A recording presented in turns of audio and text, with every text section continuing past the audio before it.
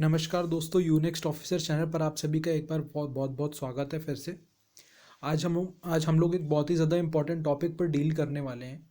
और ये टॉपिक है जो वो बेसिकली रिलेटेड है रानी अब्बाका से। अब ये रानी अब्बाका थी कौन और इनका क्या रोल रहा है इंडियन हिस्ट्री में, और एग्ज़ाम पर्सपेक्टिव से ये क्यों इम्पोर्टेंट है अभी की डेट में, और अभी रिसेंटली ऐसा क्या हुआ है कि जो हमें रानी अब्बाका के बारे में जानना चाहिए। ये सारा कुछ हम इस लेक्चर में डिटेल में देखेंगे, और एग्ज़ाम पर्सपेक्टिव से क्या चीज़ें इंपॉर्टेंट हैं वो भी देखेंगे। तो अगर आपने चैनल को अभी तक सब्सक्राइब नहीं किया है तो आप सब्सक्राइब कर दें और बेल आइकन को प्रेस कर दें। और अगर आपको लेक्चर पसंद आए तो इसे लाइक शेयर ज़रूर करें।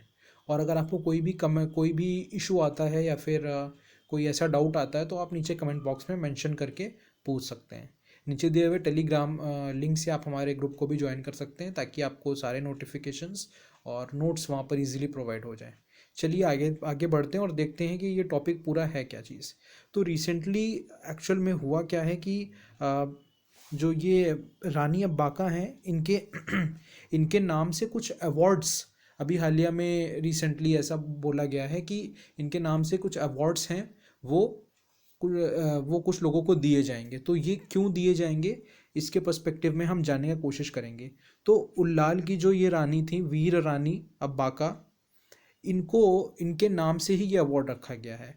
और इसी नाम से एक उत्सव कमेटी भी रिसेंटली बनी हुई थी जिसने ये डिसाइड किया था कि जो ये वीर रानी अब्बाका अवार्ड है इसको ये अब्बाका फेस्टिवल के टाइम पे, जो कि दिसंबर 2021 में ऑलमोस्ट अभी ही ये जो दिसंबर का मंथ होता है इसी में ये फेस्टिवल मनाया जाता है। इस फेस्टिवल में करते क्या है, तो इस फेस्टिवल में जो ये वीर रानी अब्बाका थी इनका जो ब्रेवरी थी इसको सेलिब्रेट करते हैं। और इनको एक एक तरीके से श्रद्धांजलि देने के लिए इनके नाम से अवार्ड्स दिए जाते हैं अलग अलग लोगों को। तो ये अभी न्यूज़ में इसलिए बने रहे क्योंकि रिसेंटली जो ये कमेटी है अब्बाका उत्सव कमेटी, इसने डिसाइड किया है कि ये वीर अब्बाका रानी अवार्ड्स जो हैं वो इस फेस्टिवल के टाइम पे लोगों को देंगी। तो अब हम एक चीज़ और इम्पॉर्टेंट इन्फॉर्मेशन जान लेते हैं कि जो रानी अब्बाका हैं इनका क्या कंट्रीब्यूशन रहा है हिस्ट्री में, और क्यों अभी इनको पढ़ने का ज़रूरत है ये भी देखेंगे।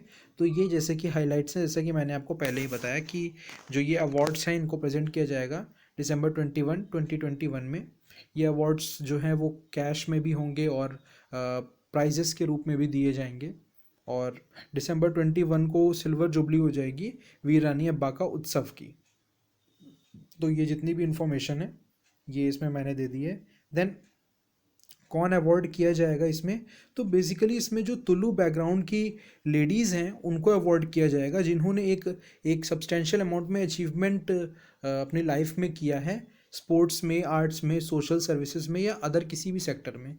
तो तुलु बैकग्राउंड के उन लेडीज़ को इससे सम्मानित किया जाएगा इस अवार्ड के थ्रू। तो अब हम जान लेते हैं जो ये हम तुल्लू की बात कर रहे हैं तो ये तुल्लू है क्या चीज़, और रानी अब्बाका के बारे में भी हम एक ब्रीफ में जानने का कोशिश करेंगे।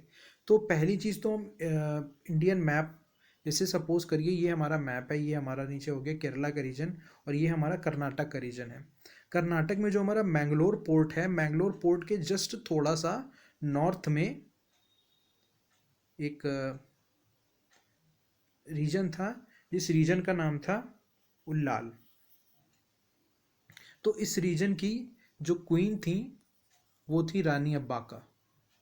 अब बेसिकली हुआ क्या था, इस रीजन को तुलुवा भी कहा जाता था और ये फर्स्ट तुलुवा किंग क्वीन थी उल्लाल की। कौन? रानी अब्बाका जो थी ये फर्स्ट तुलुवा किंग थी उल्लाल रीजन की।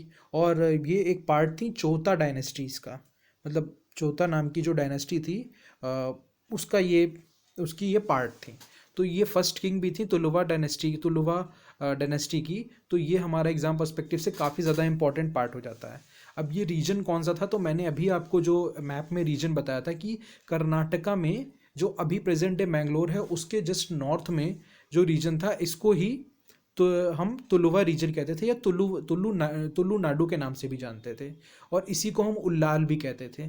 तो उल्लाल या तुल्लू नाडु ये दोनों चीज़ें एक ही हो गई।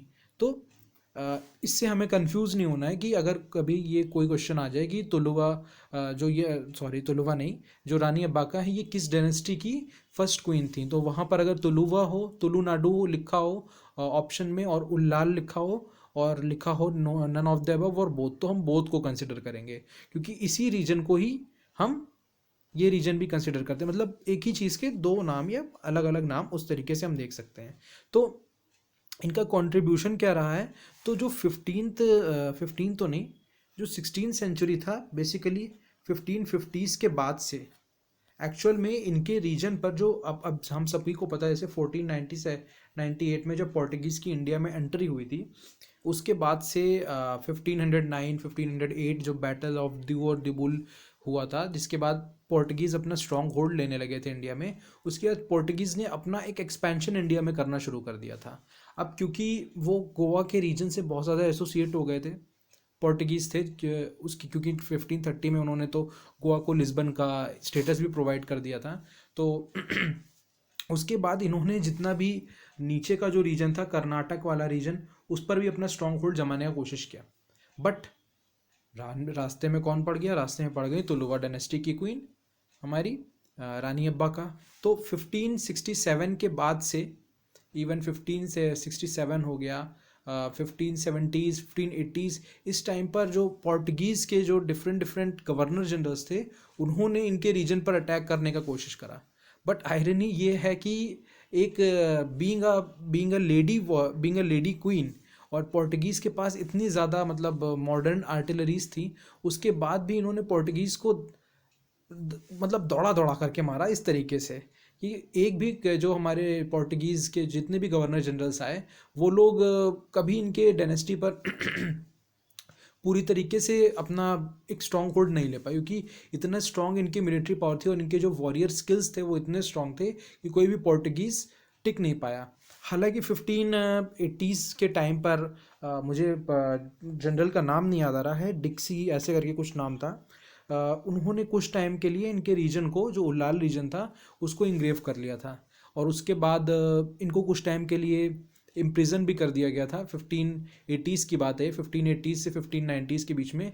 लेकिन प्रिजन में जाने के बाद, जेल में जाने के बाद, इन्होंने जेल में ही 200 वॉरियर्स, जो 200 लोग थे इनके साथ के, उनके साथ ही इन्होंने टैग टीम बना ली और उनके साथ ही जेल में फाइट करना शुरू कर दिया था पोर्टुगीज़ के खिलाफ।